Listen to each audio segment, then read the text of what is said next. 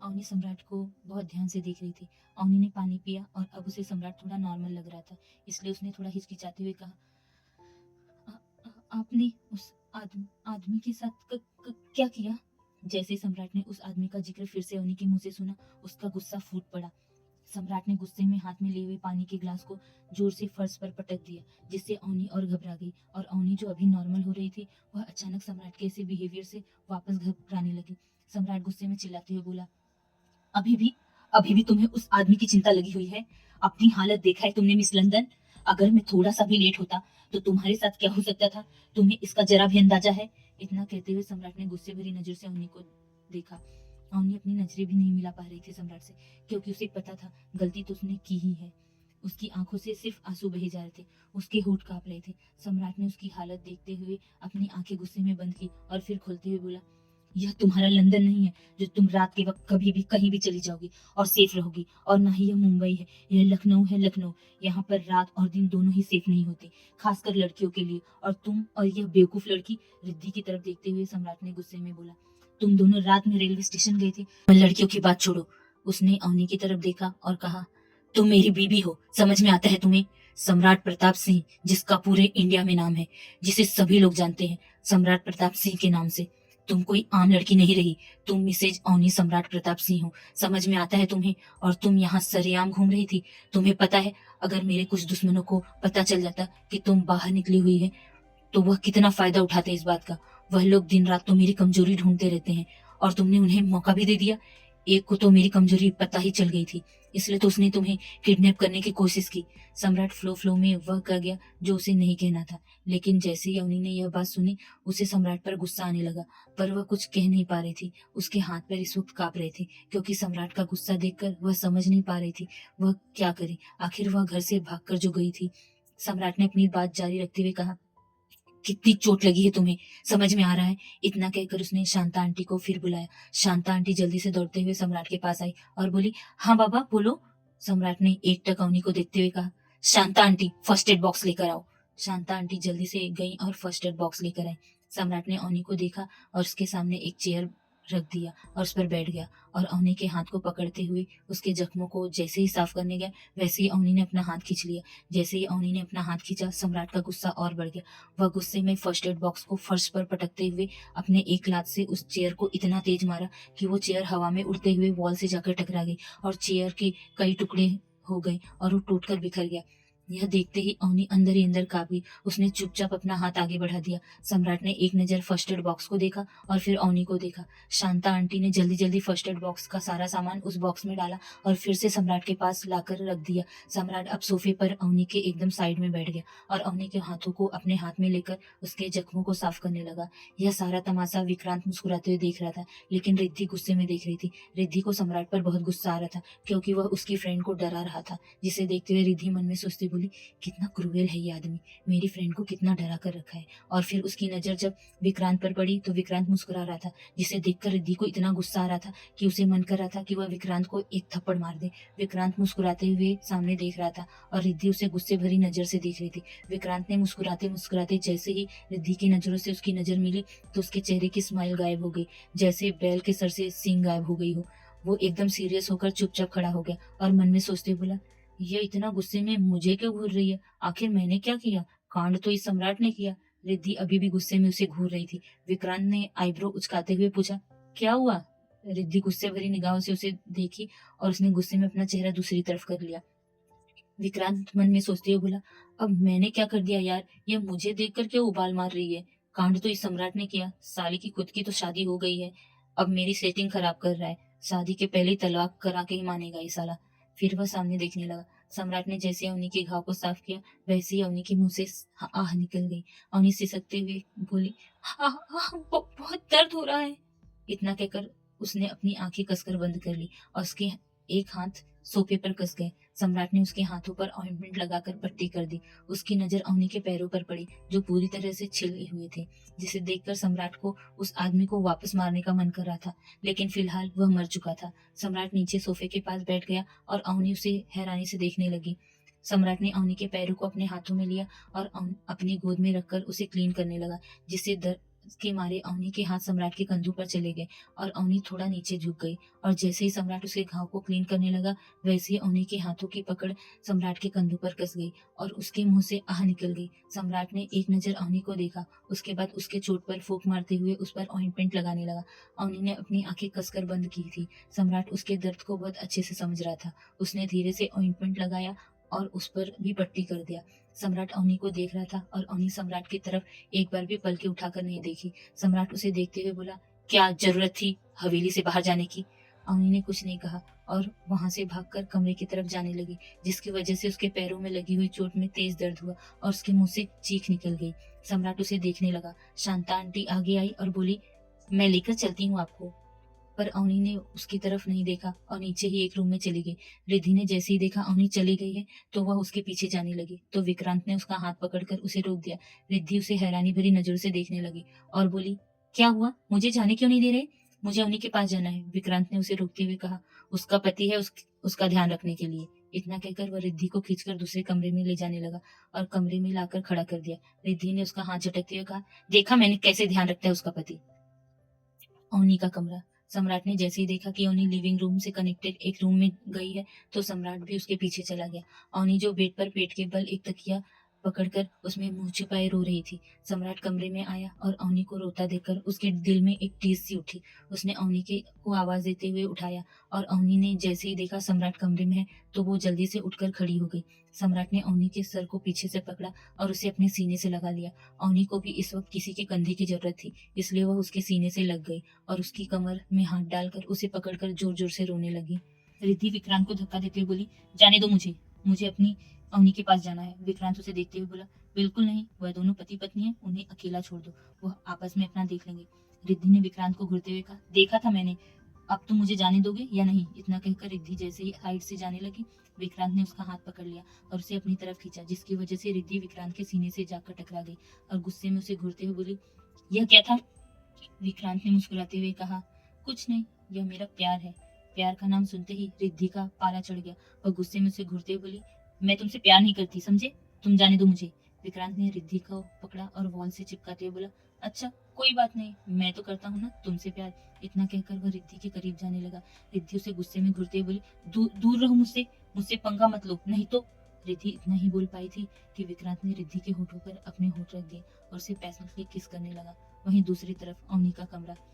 अवनी सम्राट की कमर में अपने हाथ डाले अपना चेहरा उसके सीने में छिपाए रो रही थी, जिसकी वजह से सम्राट के दिल की धड़कन तेज हो गई थी। आज पहली बार ऐसा था कि सम्राट ने अवनी को सीने से लगाया था और अवनी उससे दूर नहीं जा रही थी और खुद उसके सीने से लिपटी हुई थी। सम्राट भी आंखें बंद किए हुए अवनी को फील कर रहा था।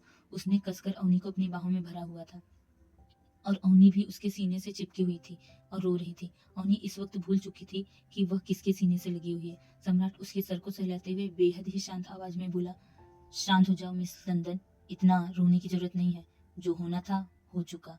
अवनी सम्राट की आवाज सुनकर अपने सेंस में आई कि वह क्या कर रही थी। वह हिचकिचाते हुए सम्राट से थोड़ा दूर होने लगी तो सम्राट ने उसे वापस खींचकर सीने से लगा लिया। अवनी भी वापस उसके सीने से लग गई। अवनी मन में सोचते बोली, अवनी तू ऐसे इससे पीछा नहीं छुड़ा सकती, तुझे कुछ करना होगा कि अगली बार ये तुझे चाहकर भी न ढूंढ पाए। इसे अपने प्यार के जाल में फंसाकर उसके बाद यहाँ से निकलना होगा ताकि इसे तुझ पर शक ना हो। ऐसे तो इसके बॉडीगार्ड तुझे बाहर भी नहीं जाने देंगे। इतना सोचते हुए अवनी किसी छोटे बच्चे की तरह रोते हुए बोली, आपने मुझे डांटा, मेरी क्या गलती थी? वो लोग मुझे उठाकर लेकर जा रहे थे, इसमें तो आपकी गलती थी ना कि आपकी दुश्मनी है सबसे। पहले आपने मुझसे जबरदस्ती शादी की, उसके बाद उस रात मुझे इतना टॉर्चर किया, उसके बाद सुबह दादी ने मुझे 2 थप्पड़ मारे। यह बात सुनते ही सम्राट की आंखें गुस्से में लाल हो गई। उसने जल्दी से अवनी का चेहरा अपनी तरफ करते हुए कहा, व्हाट? दादी ने तुम्हें थप्पड़ मारा? अवनी ने हाँ में सर हिलाते हुए कहा, हाँ, वो मैंने ड्रेस पहना था ना, इसलिए मुझे साड़ी पहनने नहीं आती। सम्राट ने उसे बड़े प्यार से समझाते हुए कहा, अगर ऐसा कुछ था तो तुम मुझसे कह सकती थी ना। क्या कहती? उसके बाद ही तो आपने मेरे साथ वह सब। वह इतना ही बोलकर शांत हो गई। सम्राट समझ गया कि वह क्या कहना चाहती है। उस रात जो उसने अवनी के साथ किया था उसे सब याद आ गया, इसलिए उसने आगे कुछ नहीं कहा। अवनी ने अपनी बात कंटिन्यू करते हुए कहा, मैं उन रमन भाई साहब की बाहों में खुद नहीं गई थी, दादी ने मुझे जोर से धक्का दिया था तो मैं गिरने लगी, तो रमन भाई साहब ने मुझे गिरने से बचाया था। बस इतना ही हुआ था और आपने उसके लिए भी मुझ पर ही गुस्सा किया। यह सब सुनकर सम्राट को खुद पर ही गुस्सा आ रहा था। सम्राट ने मन में सोचते हुए बोला, मैं भी कितना बेवकूफ हूँ, मैंने उस लड़के रमन पर भरोसा किया, अवनी पर नहीं किया। सम्राट अभी यह सब सोच ही रहा था कि अवनी ने अपना बच्चों जैसा फेस बनाते हुए कहा, आपने मुझ पर बिल्कुल भरोसा नहीं किया, मैं आपकी बीबी हूँ ना, मुझ पर।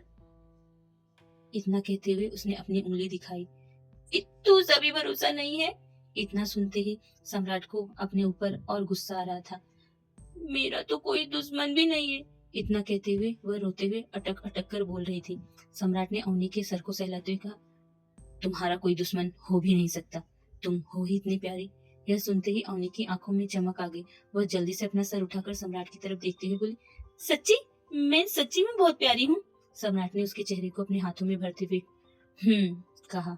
अवनी फिर रोने लगी और उसके सीने पर मारते हुए बोली, और जो अभी थोड़े टाइम पहले आपने मुझे इतना गुस्सा किया, वो क्या था? आपने मुझे कितना गुस्सा किया, उसका क्या?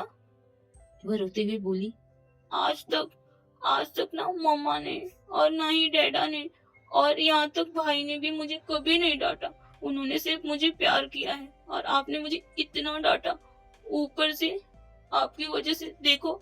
अपनी सारी चोट दिखाते हुए बोली, कितना चोट लग गया है मुझे, पता है आपको कितना दर्द हो रहा है मुझे, सिर्फ आपकी वजह से। यह सारी बातें अवनी किसी छोटे बच्चों की तरह रोते हुए सम्राट को बता रही थी और सम्राट उसे प्यार भरी नजरों से देख रहा था। सम्राट ने मन में सोचते हुए कहा, यह तो पूरी बच्ची है। सम्राट, तू ने राजू से बदला लेने के लिए इस बच्ची से शादी कर लिया।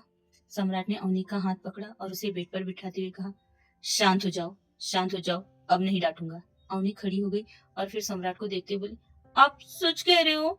आप मुझे नहीं डांटोगे ना? सम्राट ने अवनी को पीछे से बाहों में भरते हुए कहा,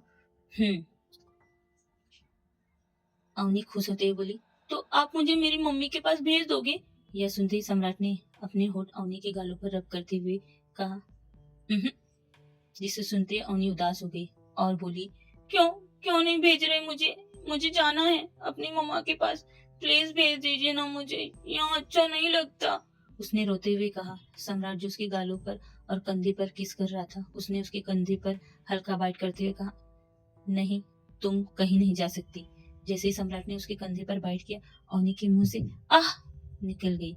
उसने सम्राट से कहा, ये क्या कर रहे हैं, दुखता है ना मुझे। तो सम्राट ने भी एक गहरी सांस लेते हुए कहा, अच्छा, जब तुम यहाँ से जाने की बात कहती हो तो मुझे भी दर्द होता है। अवनी ने नासमझी में देखा और बोली, आपको क्यों दर्द होता है? सम्राट मन में सोचते हुए बोला, अब इसे क्या बताऊं कि मुझे क्यों दर्द होता है। इतना सोचते हुए सम्राट ने अवनी को अपनी तरफ पलटा और उसे देखते हुए बोला, अगर तुमने जाने की बात फिर से की तो तुम्हें पनिशमेंट दूंगा।